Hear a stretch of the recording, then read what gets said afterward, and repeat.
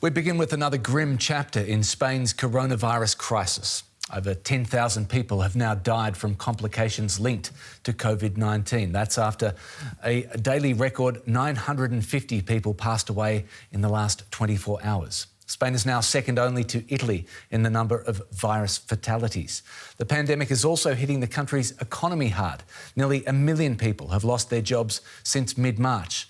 Meanwhile, the country's healthcare workers are overwhelmed and lacking critical protective gear. Stretched to breaking point. The wards are full at this hospital in Alicante, so coronavirus patients lie in the corridors. Just north of Barcelona, medics have turned the hospital library into an intensive care unit. Spain is one of the worst hit countries. The number of coronavirus deaths has now jumped to more than 10,000 after a record 950 deaths in the space of a day. The health workers on the front line say they are being put in an unthinkable position. We are lacking the staff at the moment, and the few staff that we have available are in a dangerous situation themselves and at risk of becoming transmitters. I got infected because of the lack of protective measures, as we don't have enough resources. There are fewer and fewer suitable protective masks. Somebody is doing things really badly, and we need them to rectify this, because if they don't do so, tomorrow we will double the number of infected health workers. If we continue like this, there won't be enough professionals to take care of our patients. But there are glimmers of hope. The rate of new infections in Spain appears to be slowing, and people are recovering. Here at a hospital in the northeast of the country, doctors discharged a 93-year-old man who has made a full recovery after 5 days in isolation. Spain has been in a nationwide lockdown since the middle of March, and the standstill is hitting the economy hard. 900,000 people have lost their jobs, and Spain's recorded its highest ever monthly rise in unemployment. The government says it will have to work on relaunching the economy once the epidemic is under control. Health officials say data shows the curve is stabilising, but despite the slowdown in the rate of infections, the fight to contain the virus is far from over. Well, let's bring in DW correspondent Jan-Philipp Scholz in Spain.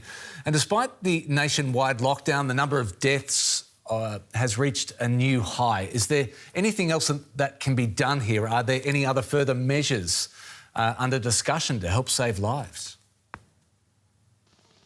Well, the measures here in Spain were just tightened some days ago, and together with Italy, they are by far the strictest in Europe now. Only employees of the so-called essential sectors can go to work, and even small walks are prohibited now. So Spaniards ask themselves, how much stricter can the measures be? And also the government announced today that it would start using mobile phone data to track people's movements. The officials stress that it's 100% anonymous and that it will be only used to analyze the measures and not for law enforcement purposes. But of course, some Spaniards are skeptic about it. Just in terms of the profile, demographic of the sick and the dead, which population groups are being worst hit by the crisis in Spain? Well, it's the elderly people who have been hit the hardest by far, which is especially tragic, of course, because they're also the most vulnerable group. The news from nursing homes all over the country is very disturbing. The mayor of Barcelona said today that up to 70% of the nursing homes in the city might be affected by the coronavirus. But of course, we also have to be careful with those official statistics, because the testing capacities are very limited, and there might also be a lot of younger people infected, but with mild symptoms and not tested. Turning to the economics, 900,000 people have already lost their jobs. What help can they expect? Well, that's a good question. It's true that the month of March has been the worst in the history of the Spanish economy, and the the government has been rolling out new measures almost on a daily basis. For the people that are worst affected by the crisis, there are some immediate measures in place now. Among them are the stop of evictions, direct financial aid, and also easy accessible loans. But almost all experts agree that this is not enough, and the Spanish people have some very, very hard economic days and weeks and months ahead. Jan Philipp Scholz in Spain, thank you. Well, Russian President Vladimir Putin has extended the country's coronavirus lockdown until April 30. All citizens, with the exception of essential workers, are to stay at home, with all salaries to be paid throughout this period. In a televised address, Putin stressed the seriousness of the threat facing the country and that the peak of the virus still lay ahead. The non-working week, declared all over the country, as well as self-isolation regime for residents of many regions, allowed us to win some time for preventive actions, to mobilize all the authorities, to increase healthcare resources, to fight the epidemic with maximum efficiency, using both our own experience and the best practice of other countries. We're joined now by DW correspondent Emily Sherwin in Moscow.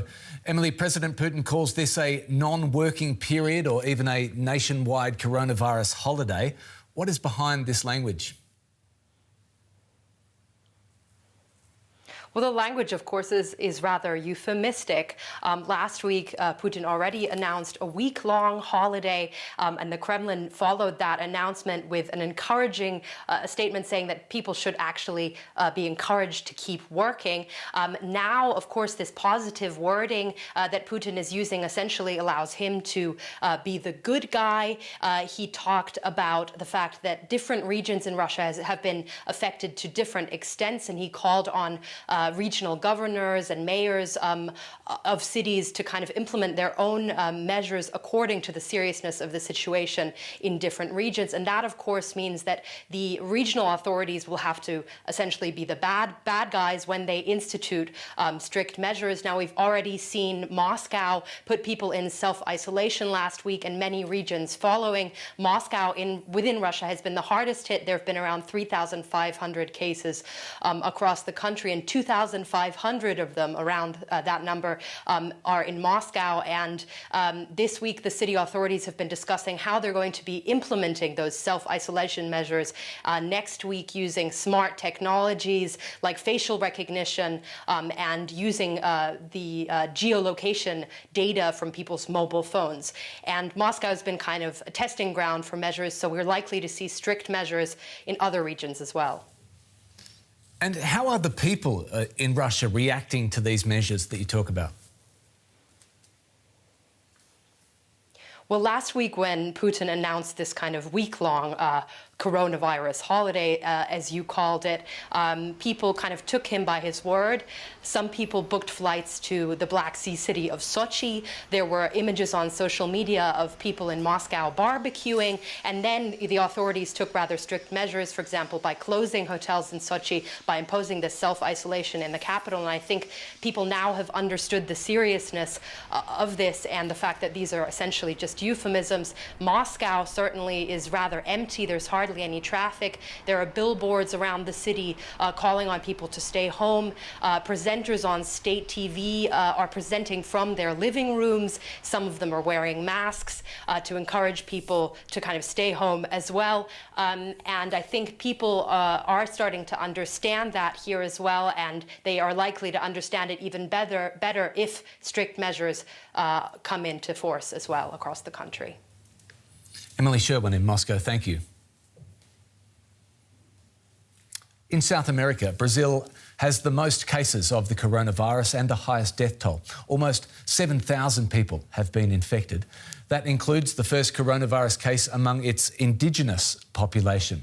The country's president, Jair Bolsonaro, has been under fire for his handling of the pandemic. Last month, he referred to COVID-19 as, quote, a measly cold. He's also the only major world leader continuing to criticise lockdown measures designed to slow the spread. of the virus.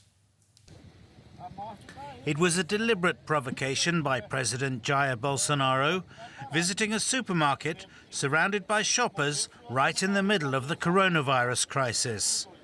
Bolsonaro himself may be infected with the virus. This is why he chose to mingle all the same.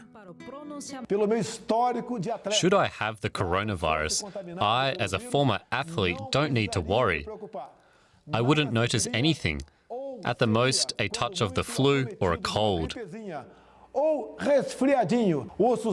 families must be able to feed themselves. That's why we should now all be returning to normal. People in Rio de Janeiro's biggest shanty town took their president at his word. After days of isolation, residents went back to work, shrugging off the dangers of the virus. The local mayor fears he may soon be dealing with an epidemic. It'll be a disaster. We've already been fighting a tuberculosis outbreak. Now residents don't realise that they would be safer staying at home. The crisis is escalating. Unlike Bolsonaro, Brazil's provincial governors acted from the start, shutting beaches, schools and supermarkets. Scientists are warning that the crisis is just beginning. We estimate that the epidemic curve in Brazil will peak in 2 to 3 weeks. The infection rate is constantly increasing. Across Brazil, coronavirus victims are being buried, and young people are among the dead. These scenes have sparked protests. Residents have been banging pans in anger at Bolsonaro. He eventually backtracked. We have a mission to save lives without threatening jobs. We have to focus on both the virus and the economy. In an apparent U-turn, Bolsonaro now wants to fight the virus, but too late to prevent him losing many supporters who now see him as irresponsible. Oh, for more on this, we're joined now from Rio de Janeiro by the correspondent who filed that report, Matthias Ebert. Matthias, do we know where Bolsonaro has been getting his information from and why he brushed off warnings for so long? As we see, there are two major wings inside his own government, and in the last weeks the predominant wing were the science deniers, religious groups who advised him to talk in the way we saw in the report. But on Tuesday this changed. The wing of the militaries and the science-friendly groups inside his government told him to lower his voice and to not anymore talk against isolation measures. So now Bolsonaro is much more moderate than before. Regional leaders have taken the initiative to warn people on their own in some cases. Is the country's healthcare system also ready for an onslaught of infections? The public healthcare system of Brazil is much better than in other countries here in South America. The governors of the different states in Sao Paulo and Rio de Janeiro, they are constructing special hospitals, temporary hospitals with more beds for corona cases. For example, in the famous Maracanã Stadium and also in the Sambodrome, the Carnival Temple of Rio de Janeiro. So there are measures taken, but we have to see and wait for the numbers of death and infections here in Brazil, and this would be really, not sure. We are not sure so far if it will be enough and if poor people will have access. And quickly, what about Brazil's indigenous people, Matthias, and the threat to them? Yeah, they are vulnerable and they went to the Amazon forest. Many groups, tribes went back to the Amazon because they have no antibodies, and as they know from the memories that former generations suffered from diseases brought by white people. So they went back, some groups, and they want to hide deep inside the forest. Correspondent Matthias Ebert reporting from Rio. Thank you.